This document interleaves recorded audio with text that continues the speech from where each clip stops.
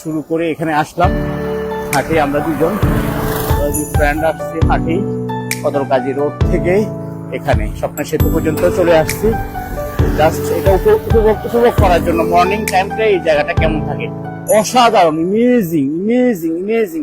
কারণ এটা এতটা ভালো লাগতেছে, কারণ কোন রকমের ডাস্ট নাই, কোন রকম ওয়েদারটা এত ভালো লাগতেছে, সূর্য হালকা হালকা মিটি মিটি লাগতেছে, বাট কুয়াশা কুয়াশা আচ্ছন্ন চতুর্দিকে, দুই পাশে নদী, হ্যাঁ দুই পাশে নদী, মাঝখানে ব্রিজটা, সাধারণ প্লেস, একদম সেরকম মনোরম মনোরম দৃশ্য না দেখলে মিস। আপনারা অবশ্যই অবশ্যই অবশ্যই আসবেন।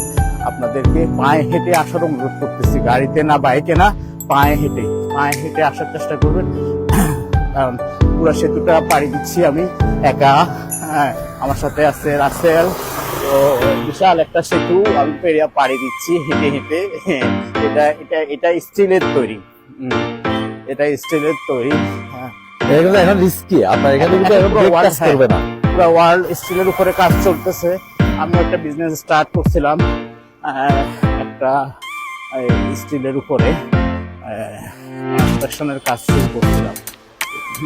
আমার কাছে ভালো লাগে কাজগুলো, নতুন নতুন কিছু করতে ভালো লাগে। দেখার মতো প্লেস, অবশ্যই অবশ্যই আসবেন, সুন্দর প্লেস। Thank you.